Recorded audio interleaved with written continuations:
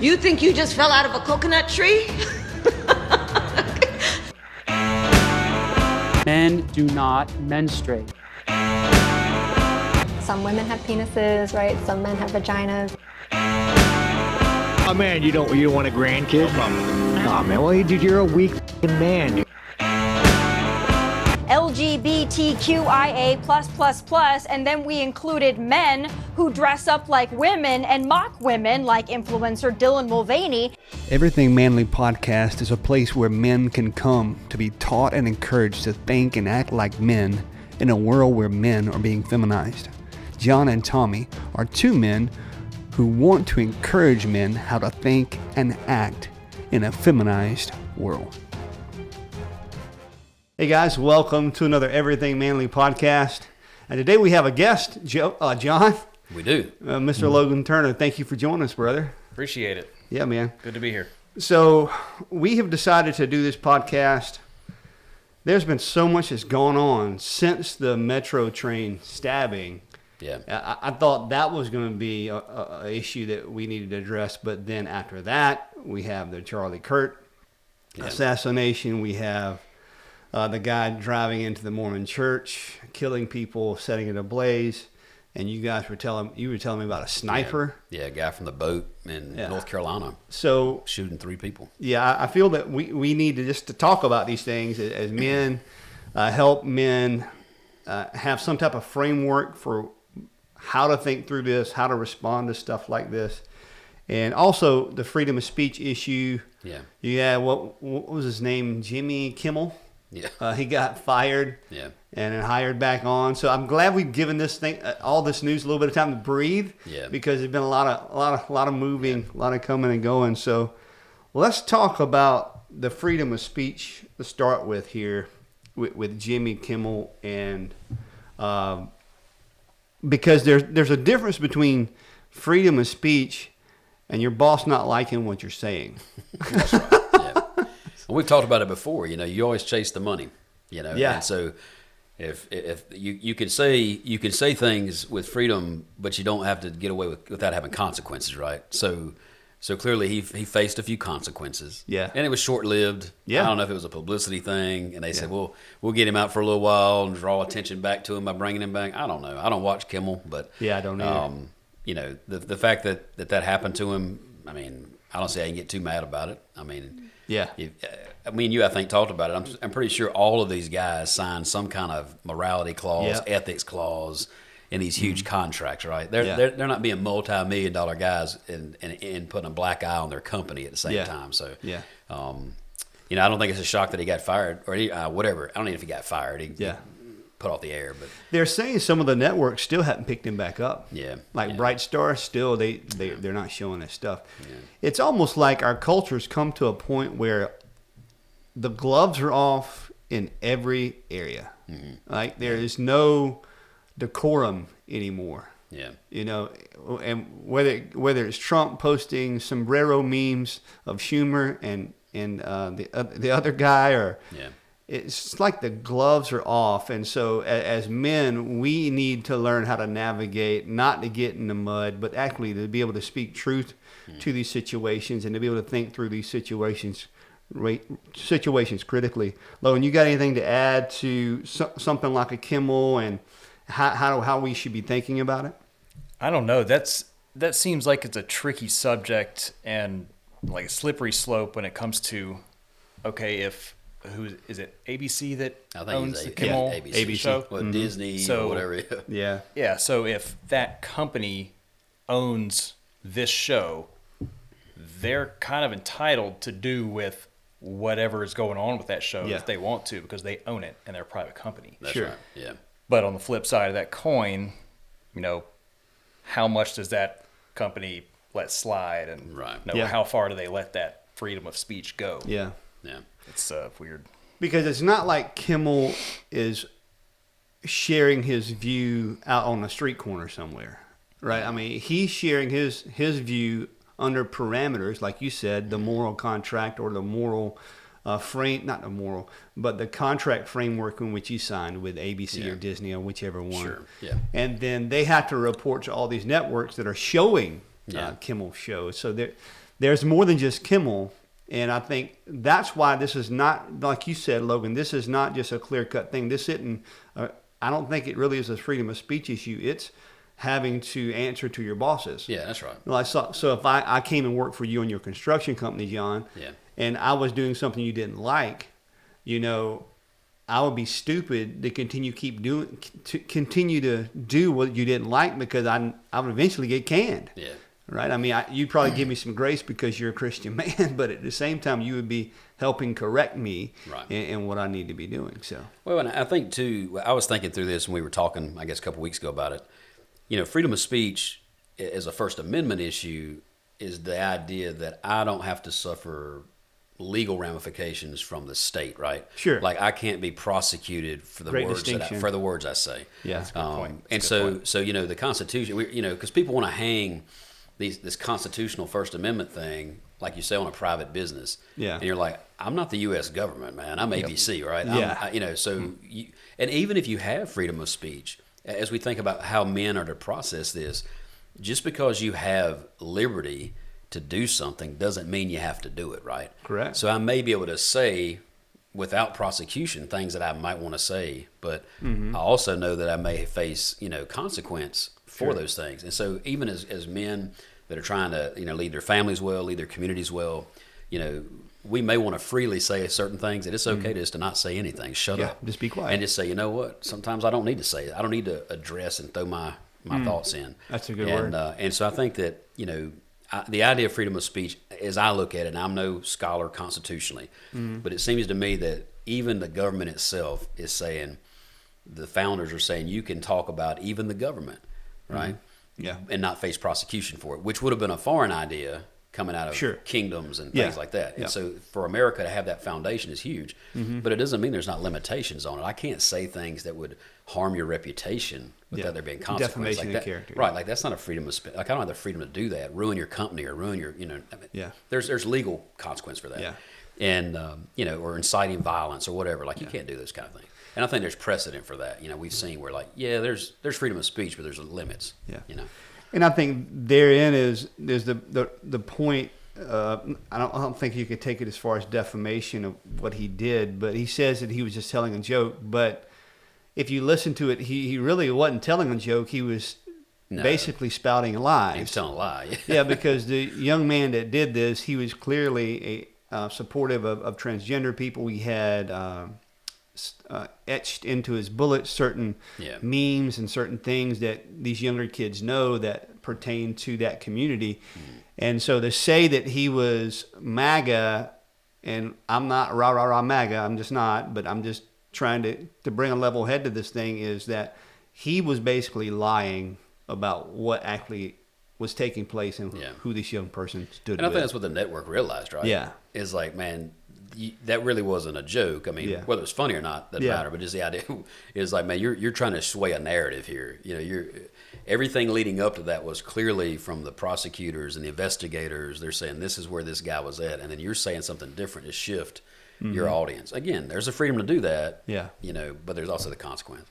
And so, and then we have if we pull back and look at the bigger picture with how media is fanning the flames of violence. And listen, I'm sure that there's right side violence. I'm not looking for it. Yeah. But the left violence, it does seem to be increasing. Yeah. With these past few events, with the assassination and I don't know what I think the guy on the subway station, he was probably just mentally deranged or demon possessed probably. But, but you have what's going on with the ICE, the sniper shooting at the ICE agents and actually hitting one of the immigrants. Yeah. So if this continues without people taking a time out and to realize that your platform, just whether it's small or big, people are listening to you and you are influencing people. Whether that be Trump or whether that be Fox News or CNN or our podcast or whatever it may be, we need to be a people who listen and discuss and not resort to violence. Right. And I think some of this I can say propaganda and some of these spins are really motivating some of these people to. I think it's just fuel for the fire. I really do. What's your take on it? What's your take on it, Logan? That is exactly what you were saying as far as being able to actually have a conversation like adults. Yeah. Right. I feel like that is just rapidly deteriorating in our country. Yeah. Like two people who may have disagreements, we're just forgetting how to sit down and talk like human beings and disagree and be okay with it. Right. It's just, I don't know, we've gotten away from it. And it was, I don't know if it's a legit quote from Charlie Kirk, but I saw it probably on social media talking about once two sides stop talking, that's when violence starts. Yeah. I mean, I can't. We've seen find evidence. any holes in that. Yeah, right. Yeah. We see the evidence of it, right? Yeah. Yeah. And these, what I notice with these kids that are resorting to violence, it's like they've forgotten how to communicate, or they have not been taught. Just because someone disagrees with you does not mean they vehemently hate you. Right. And I think that's one thing that Charlie Kirk was great at. And when I talk to the kids on the college campuses, I have to correct that so many times. Yeah. Because they'll use the word hate, and I go, well, time out. Just because you and I disagree doesn't mean I hate you. Sure. You know, we can have a disagreement and have different points of view, but not resort to using the word hate or violence, because it's just not the case. We live in a country where we can disagree and not get arrested by Gestapo or whatever it may be. So I think that's huge. Yep. And if it's, if they're approaching or speaking with someone who is a true Christian, that person is called to do the exact opposite of that. Love your neighbor and also love your enemy. Amen. So, yep, there you go. I mean, Logan, you touch on a point I think is huge. We don't shy away from our love for Jesus. We're men who love Jesus. And I think men who love Jesus can sift through all the cloudiness, can sift through all the rhetoric, and really realize, man, it's about loving our neighbors as we love ourselves. Christ set that example for us. And so if we can't go into a conversation and be okay with someone disagreeing with us, then you need to understand how Christ handles situations. And if someone who doesn't have Christ, what can we expect from them? But then they need to observe their life to go, okay, why am I getting so angry with this person who disagrees with me? And maybe even to the point of wanting to pick up a stick or a gun or something and harm this person. Yeah. Then I would challenge you, young person, or whoever listening to this that doesn't know Christ, you need to see where the anger is coming from. And the anger is coming from a heart that does not know how to process what's going on inside of you. And the anger and the frustration is coming from a heart that needs to be changed by Christ. Yeah. And that can only be done by the work of Christ and repenting and placing your faith in Him. But any other points on that topic before we move on to the Mormon, not the Mormon, but the guy who shot up the Mormon church? Yeah, I mean, I think what Logan is saying is true. And me and you have said some of this before. Loving neighbor, loving enemies.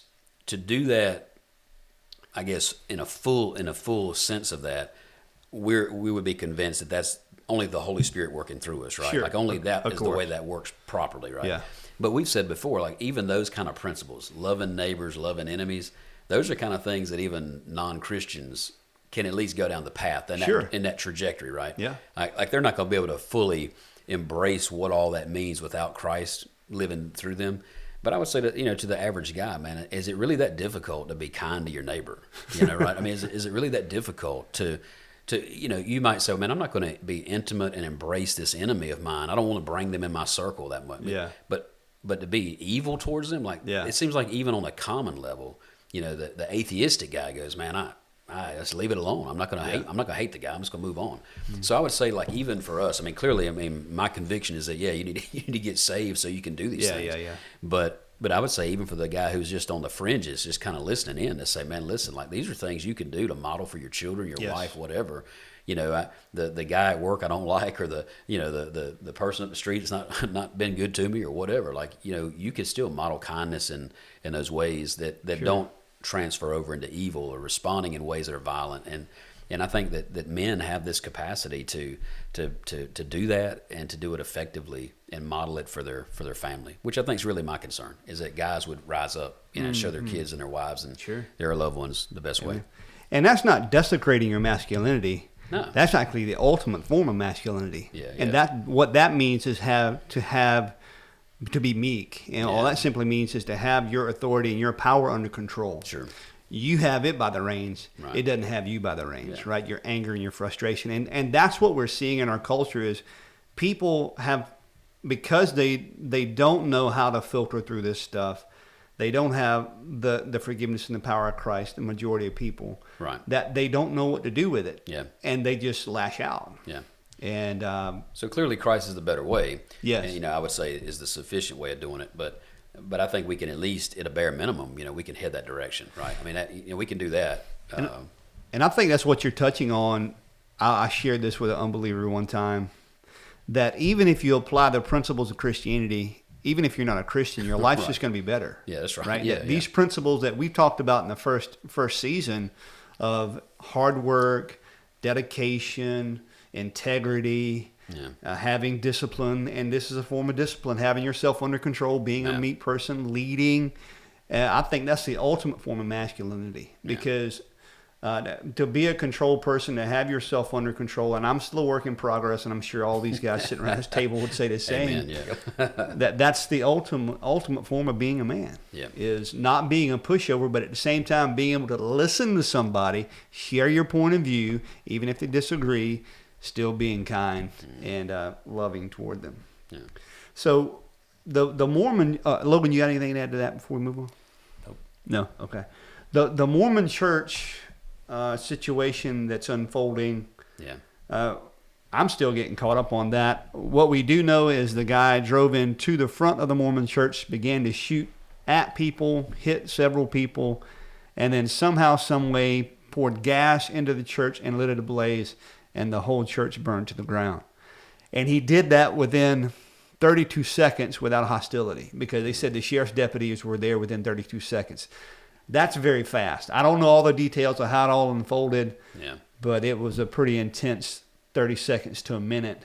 Yeah. And now there are people without people without their lives, people without loved ones. And here's another situation with a man not having control of himself. Yeah. Right? That if I don't agree with Mormons in their theology, we disagree. They don't know the true Christ, but we should love them. Sure. And have compassion on them. And this person, he definitely did not have that control. And for some reason, he just snapped and decided to go off on a spree and to murder them. It's just tragic stuff. How do we deal... I'm going to let John and Logan talk to this both. How do we deal with something this evil as men? I think for the context, for me, it's hard for me to process this without Christ. But well, you can't, right? Yeah. I mean, you know what I'm saying? Like, it doesn't, when you think about a Christian worldview, like, this is where you have your answers to these things, right? Amen. I mean, so you got to find your source there. Your presuppositions. Right. But I would say to you, this is, as I've thought through this, because we've just named off, even today, like 4 or 5, just boom, boom, boom, things, is you've got this picture of evil, but you also see that our enemy, Satan, not the person, but our enemy, right? He loves to steal, kill, and destroy. And we see this over and over and over again. And so as I look at this thing, I see, whether it be the Mormon church or the guy in the transit, stabbing a lady, or, I mean, even a few weeks before that, had a guy walking outside of a school, a Catholic school, shooting through the windows of the killing kids. Killing kids, what it doesn't make any sense. So you don't process. It doesn't make sense, right? Yeah. And none of it adds up, except unless there's real evil and a real enemy. Yeah. And then you go, so that does kind of make sense, because to me it shows that the enemy, Satan, is very real and very active. Now it seems like for us it's more intense, maybe, and maybe it's because of social media, maybe it's because we know, but within minutes we know it happened, right? Yeah. And there versus years ago. And so maybe that's why it seems more intense and more, quantity of this stuff. I'm sure it's always been evil, Yeah. But as I look at this, I think about it like that. I realize, hey, man, we do have a real enemy. We're really facing an enemy. And even if you're not a Christian, it doesn't deny the reality of the enemy. Yeah. Right? And so I believe that the presence of evil and these examples of evil ought to be a convicting thing for every man to say, man, there is really something else going on. Yeah. Like this is much bigger than just a guy has a mental problem. Like there's something going on. Yeah. And I would say to the men, hey, pay attention that there is something happening and it's real and the enemy's real and he wants to destroy not only your life, the lives of your family, your kids. And we see these examples popping up, and so it would be the kind of thing for me if I was listening and watching, I'd be kind of convicted about that and say, man, there's a real enemy, and I want to know how do I overcome that. Well, and not even intentionally the way you're talking because it's your worldview. You are challenging the unbelieving man to that minimum look at this and scratch his head, going, okay, why? And there's something bigger, right? Other than a knife and a guy holding a knife. There's something that's driving this, and it's evil. Yeah.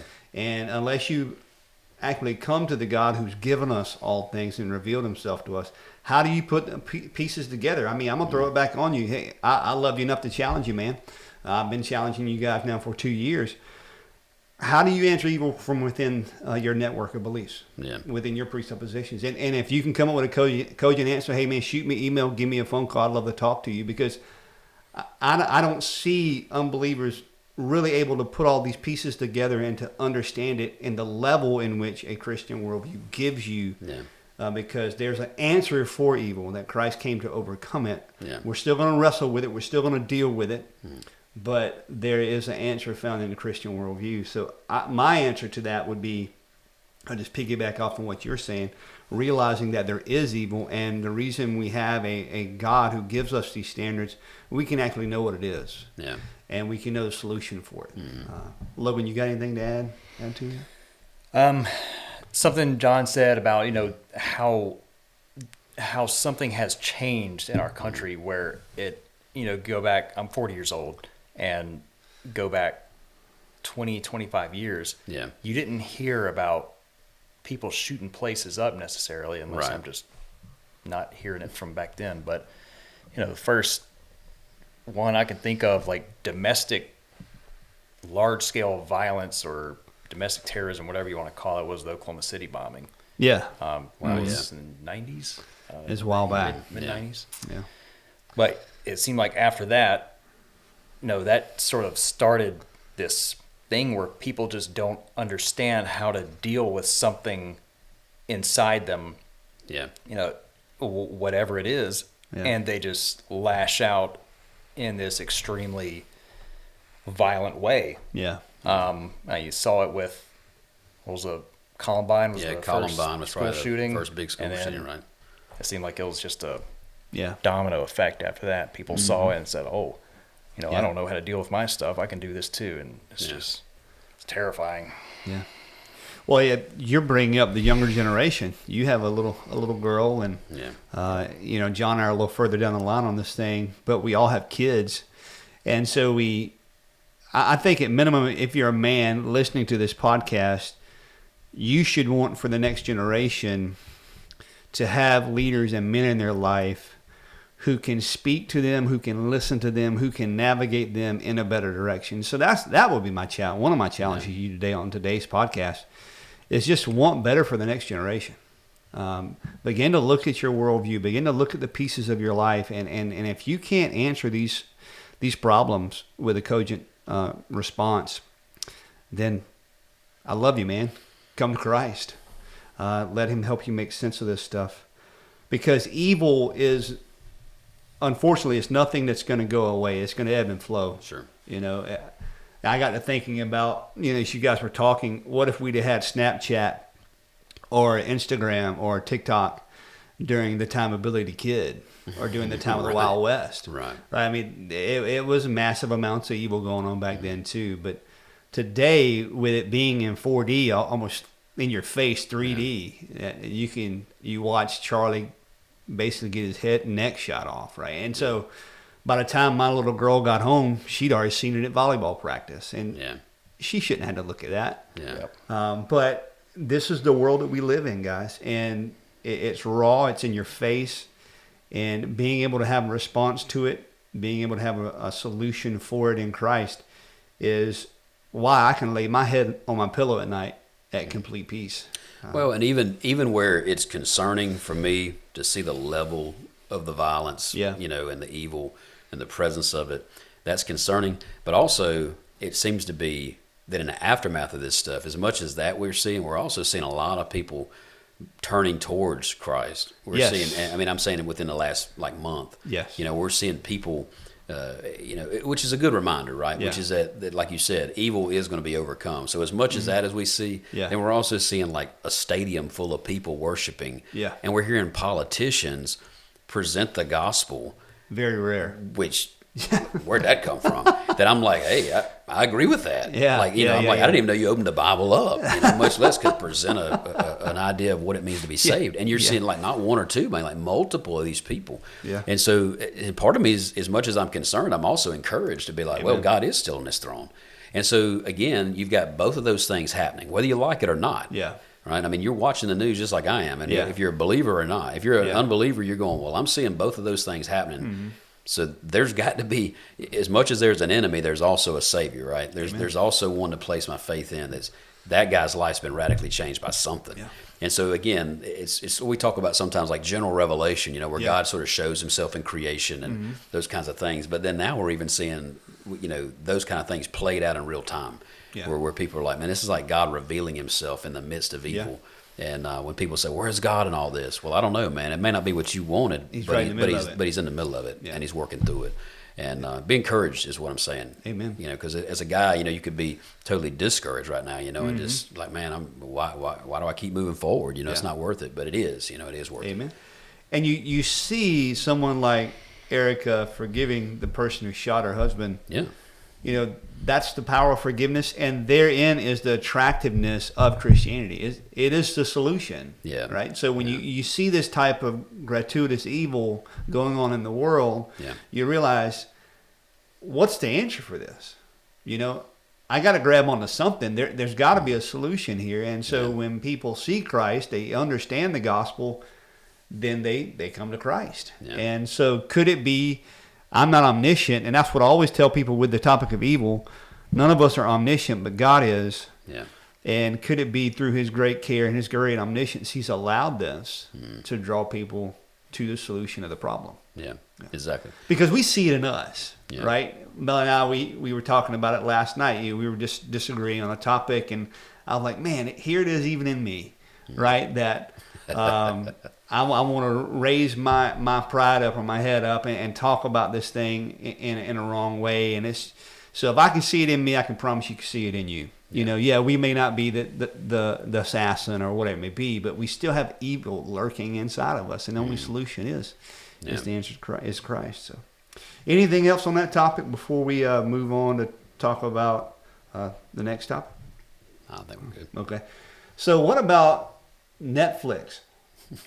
Y'all are teaching me something. Now, I didn't know this. I didn't know how many cartoons Netflix had, but so I see this post on X from Elon Musk. It just says, cancel your Netflix account. I'm like, what? Why would a man who owns X, say that big statement? I mean, he had like 34 million people saw the response. Sure. So I began looking at a little video compilation he put together. They basically have cartoons on Netflix that is neutral, but they're actually pushing the LGBTQ agenda. Right. Now, once again, they have a right as a privately owned company to do that. Sure. But if someone like me, we got rid of our Netflix a year or so back, just because we didn't feel we needed it. It was just too much.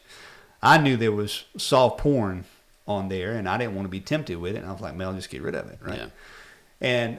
But I didn't know to the detail in which these cartoons went. I mean, they're basically pushing transgenderism on children. They're supporting the LGBTQ agenda. And once again, you're a privately owned company. You can do this, but at the same time, there are going to be repercussions when people begin to find out really what you're allowing. Sure. And now I think the stock has gone down millions of dollars. Right. People are canceling their accounts. It's just the good old freedoms that we have here in America. That sword it cuts, right? Yeah. So, anything to add to that? Well, now I'm an old school Netflix guy, man.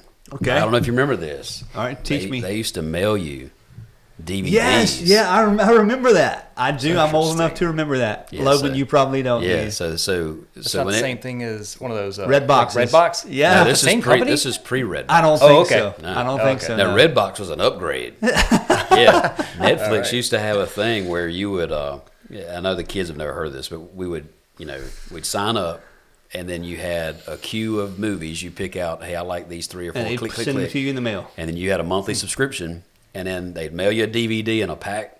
Yeah. You'd watch it. Most of the time they're all scratched up and, whatever. But you make it through, then you stick it back in the little envelope, send it back to them, and as soon as they got it, they send you the next one in your queue. Yeah. And so you were literally waiting like 3 or 4 days, like, we got a movie coming, baby, get the popcorn. We'll be here in 3 days. Yeah, so like now there's just instant gratification, So, yeah. But yeah, no, I heard what you're saying. I mean, the Netflix thing, they've done, like you said, they pushed that stuff before. A while back they had a big series they did on suicide. Yeah. A lot of kids were watching that stuff, and I'm a high school kid doing suicide. I mean, they're always trying to do this edgy stuff, and they're trying to accommodate, this 1% of maybe their market share, Yeah.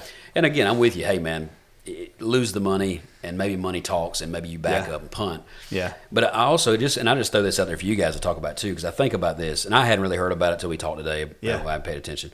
But number one, I'm not shocked that it's there. I mean, Sure. I'm not shocked. Yeah. But what do you think about boycotts in general? When you think about these kind of things, it's like the guy who says, I'm going to boycott Disney. But that was a big thing. Southern Baptists used to do that all. They boycott Disney every other week.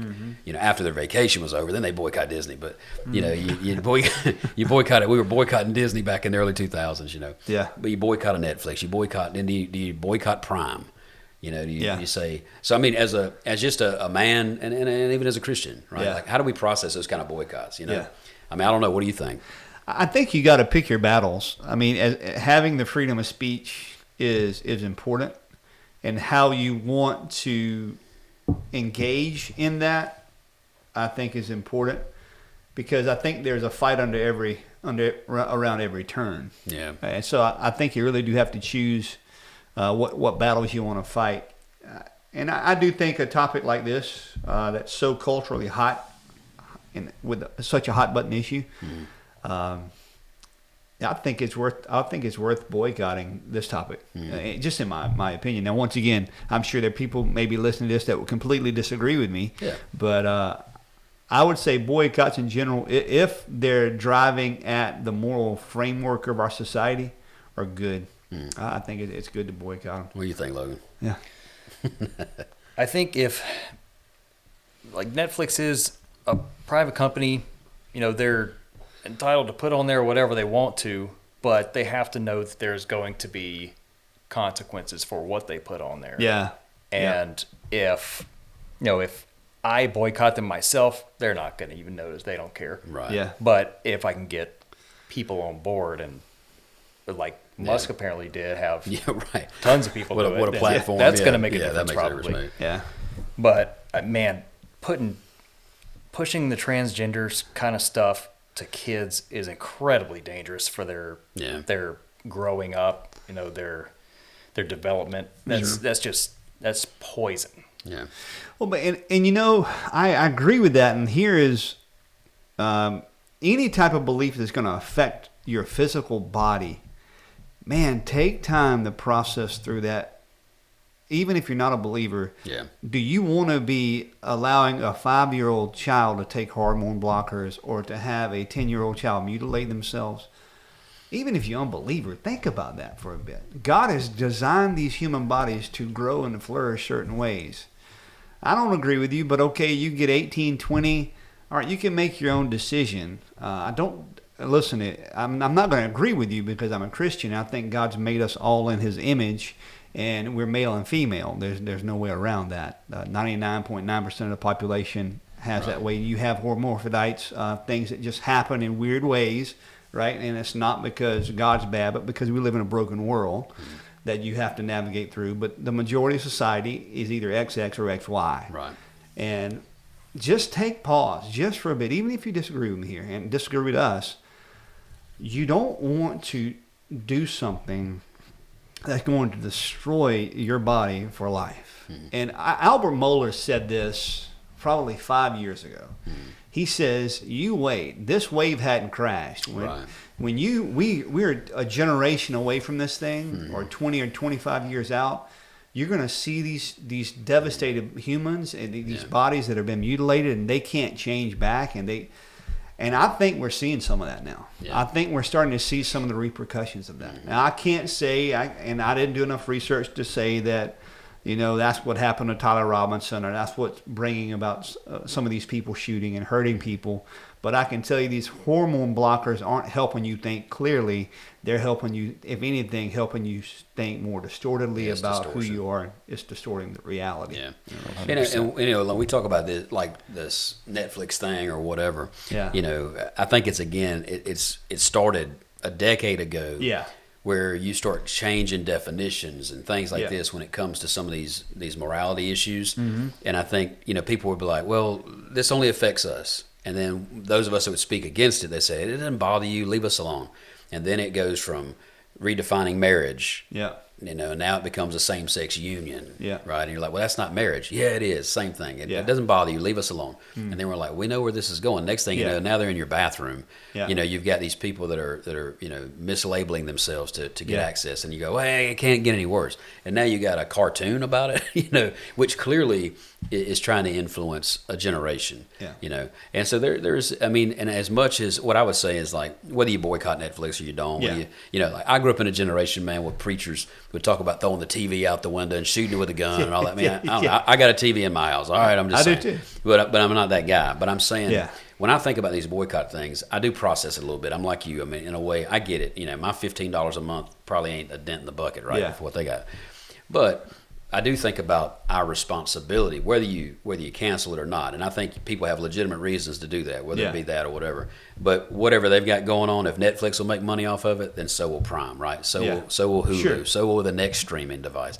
And so that's a good point. So there's always going to be somebody. So I'm just saying, as men, we have to come to a place and say, well, okay, where do I stop? It's like the guy who's the alcoholic. Is he going to stop getting gas at the gas station that sells the beer? Yeah. Right. And you go, well, I'm not going to go there. Well, you're not going to get any gas station because they're, so. How far do you take it? How far do you go with it? And I think that's where I'm asking y'all is like, man, and I think there's an individual level to that. Maybe you have a personal conviction about it.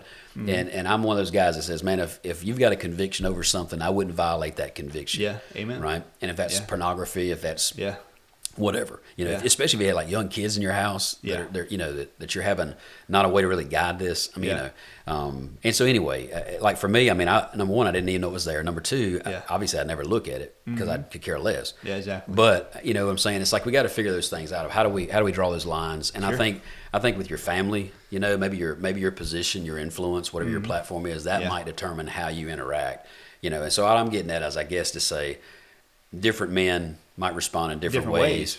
And both could be right. Their approach might be right, but I wouldn't violate my convictions. If I was strongly convicted about something like that. So and I think what you're saying is true. Like if we knew that every company that supported abortion, would we stop buying from them, or would we stop getting coffee from that company? Right. Pretty soon you couldn't buy tennis shoes. You couldn't buy tennis shoes or get groceries. Right. Right. You have to grow your own food, make your own clothes. At some point, it almost becomes absurd. Yeah. But that's how far are you going to push it, right? Yeah, it's the broken world we live in, and we see the effects of it. To where a company in a boardroom receives a storyboard that says, "Hey, this is our idea for the next cartoon." Yeah. And there's a group of grown men sitting there going, "That's a good idea." Those are the guys that should be fired. Amen. It's troubling. Like who's the guy in the boardroom? Where's the real man that raises his hand and goes, I got a question, boss. I'm getting paid 6 figures to sit here, and I can tell you that's a horrible idea. That is disgusting. I do not want my kids watching that. Like, where's that guy? That's the kind of thing me and you've talked about before. Like, we see these things, we're like, where's the guy at? Where's the real guy who stands up and takes the hard stand and does, He's got some testicle fortitude. Where's the guy that says it? And that's the thing I wonder. Of course, I'm not going to change it, but I'm like, where's that guy at? Well, you are changing it. That's why we started this podcast, one man at a time. Be those guys. And there it is. Be those men who have backbones, who have spines, who have testicle fortitude to actually stand up and be men. And look that word up. Right? I got to Google after the podcast what that is. Never mind, I don't want to look that up. It'll pop up on Netflix. Yeah, but be men. I mean, if you're, I'm just like you guys. I mean, if you're sitting in the boardroom and that pitch comes your way, just hey, I'm sorry, I got to give my opinion on that one. Yeah, I'm out, dude. I'm not doing that. I don't want my kids or my neighborhood's kids watching that. Just because it's destroying them. Yeah. Anyway, I think this is that's good, man. a topic on that, a topic that needs to continually be discussed. Yeah. And men, I mean, it comes back to the principles in season 1. Just go back and listen to them. You've got to stand up for this generation because whether you know it or not, you're influencing people. Yeah. Whether you know it or not, you got a sphere of influence. I don't care if you're just a parent of one and you got a 9-to-5 job, you're clocking in, clocking out. You still influence people. You have talks around the water cooler. You have talks in the break room. Stand up. Be willing to stand up. Be willing to speak. And be willing to be that person that just doesn't want to go with the flow. And when he hears things that are contrary to the truth, just be willing to speak it and stand up and go, hey, this is my view on that. And be articulate, be as you can be, and be as educated on the topic as you can be, and to share. Yeah, any closing comments on anything? Did we miss anything in the media that we government shutdown? Yeah, got a government shutdown going on. Yeah. And I noticed it hadn't changed a whole lot. Anything. Things are still going on. I guess, I think this happened one of the last times last year we were doing a podcast. I think they shut down annually, or something. But I'm sure there's some people that are affected, workers and whatnot. Government workers, yeah. And I don't know much about it. I heard something recently that said, like, some of these military guys, and you might be able to address this, but they were saying that some of the banks would even cover their, in a shutdown, they would cover their paychecks. And then the government would reimburse the banks. Wow. Now, I'm not saying that's universally applied, but I think, a while back, the government bailed some of those banks out, back during COVID and all that stuff and whatever. And I think some of these banks are on the hook with the government, like, we're going to keep direct depositing, and then when y'all, because they know we're going to open it back up, give it a month, everybody gets over it, and they'll get their money back. So, I'm not saying, clearly people's lives are affected. Yeah. But I just think it's all smoke and mirrors. Yeah, it's politics. Yeah, it is straight up politics. Yep. Yeah, and that's the people you should really be mad at. Be mad at the guys that are pulling the purse strings. That's right. They're the ones who are ruining your life. There you go. You go. Anything to add there, Logan? No, I do want to go back to the transgender stuff real quick. Please. Something you said about when someone decides to take that path and go through either hormone blockers or actually get some kind of surgery. Yeah. It's like you said, you don't know if you can come back from that. If you get it done and then it's said and done, and you decide like this is not what I thought it would be. I feel terrible. My mind is all over the place. My body feels awful. And now what? You may not be able to go back from that. Yeah. And to not know God and not realize that He is the one who created you. He literally knitted you together in your mother's womb, and you are in His image, which is perfect.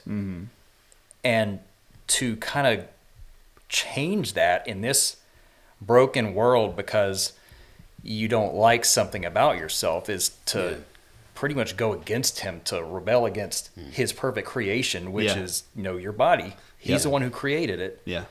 And it is just going against everything natural that He has done for you and the way He has blessed you. So it's one of those things where there may be a point of no return where you can't go back to that perfection that He gave you. Sure. Yeah, and Matt Walsh, he did a documentary called "What Is a Woman?" If you guys never watched it, I would encourage everyone to watch it, even if you disagree with it.